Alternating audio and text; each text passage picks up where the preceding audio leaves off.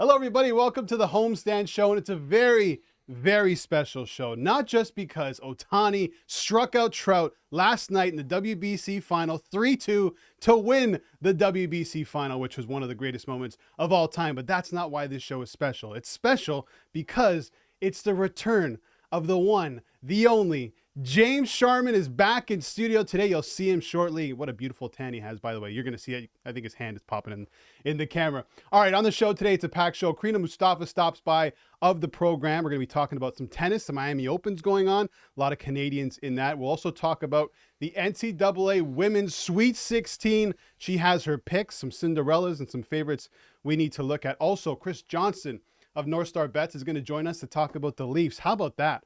7-2 on the island. So we'll talk about that, the breakdown there, what's going on.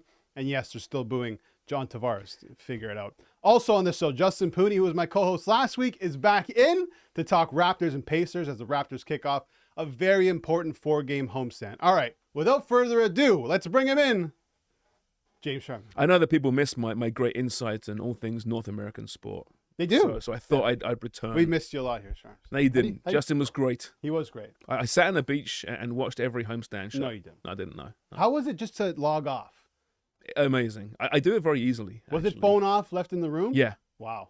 Yeah, my wife will kill me otherwise. I kept tabs on some scores. Yeah. First thing in the morning, what happened the night before. But as far as just letting go off the grid, very easy for me. Yeah, I feel like more people need to do that. I would love to do that. But how can you? With everything going on right now, it's Well, impossible. go on vacation during a busy time of the season. I don't like vacation. That's what I do. Yeah, my wife wants me to take a vacation. That's a whole nother story. Did you watch the WBC final last night? I was back and forth with that in the Leaf game. Yeah. And I should have stuck with the WBC because it was just compelling viewing, right? It's funny, whenever this thing happens, I criticize it, saying, just want to see MLB start this season. Do we need this right now? And then I always kind of get into it. And this year in particular, it was just engrossing. Fantastic. Yeah. Great final. Great to see Japan win. And just the narratives around that match. The fact that it was teed up from the beginning of the tournament that there's a chance Ohtani could pitch to Trout in the final game, and it actually happened. The last at-bat, full count, strikes him out. Ohtani comes out to close the game.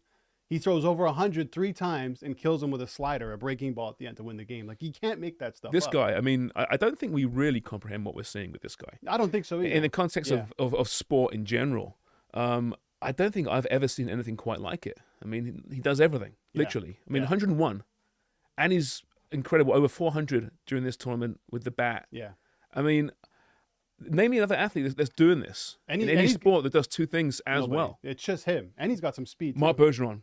Two-way hockey player. Yeah, there you go. Okay, yeah, no. But there's not, though, right? Yeah, no, there isn't. It's just Ohtani. Patrice Bergeron. I said Marc Bergeron. Oh, you said, I thought you were throwing out a different player. No, former Habs GM. I thought maybe he played for the Habs I meant the former Habs GM. Yeah, that's what I meant. It's been a while, like I said. Mark DeRosa, the manager for USA, he had this to say about Ohtani after the game. Like you said, I've analyzed him for years since he's come over here. What he's doing in the game is what probably 90% of the guys in that clubhouse did in Little League or in youth tournaments, and he's able to pull it off on the biggest stages. He's a unicorn to the sport. I think other guys will try it, but I don't think they're going to do it to his level. I want to throw this stat at you right now. So in Trout's over 6,000 career at-bats, he's recorded 3 swinging strikes just 24 times. That's 0.39% of his at-bats. Yeah. To show you what Ohtani did in that moment, right? Yeah. Incredible. Yeah. I know. It's just so bad where they play their club baseball, isn't it? That's the issue. Everyone's saying, oh, finally some Angels are playing some meaningful baseball. And yeah, okay, whatever. That's the case. This is he's going into his last year. He's going to be a free agent. And that's the question now is, how much do you pay this guy? He's a top pitcher. He's one of the best bats. He's the best player in baseball. He's 28. I mean, we have a list here, Sean, if you want to bring it up, of the highest paid players at the moment in terms of value. There's Trout at 426. There's only one starting pitcher on that list since at the bottom, and Garrett Cole. So what do you pay Ohtani? I mean, does that number start with a 5 or a 6? Like we heard there, he's a unicorn. Yeah. There's no comparison here. You have to pay him the most in professional baseball, don't you? If you're his agent, right, how do you negotiate that deal? You say, hey, listen, I got a pitcher and I got a hitter for you, and he's the best in both categories. I think you slide a check across and you fill in the 5. You just get a blank check, right? You fill in the 5. Yeah. I just wonder who that team's going to be. $500 million player. Yeah. Right?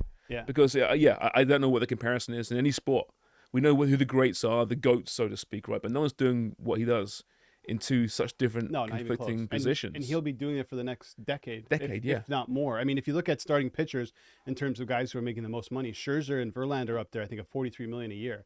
So right away, boom, you got to throw that on him. And now he's not a lefty, though, is he?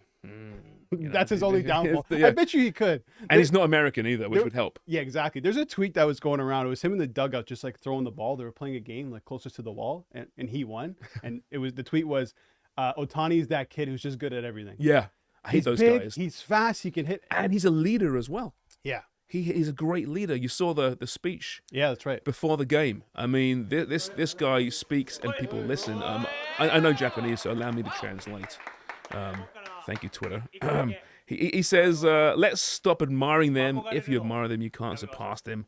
We came here to surpass them, to reach the top. For one day, let's throw away our admiration for them and just think about winning.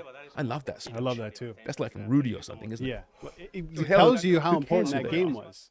I never saw that. I mean, I'm going to be honest. I don't get to see much of Ohtani. In Toronto, we don't get to see much of him unless you stay up late, you watch those Angels games.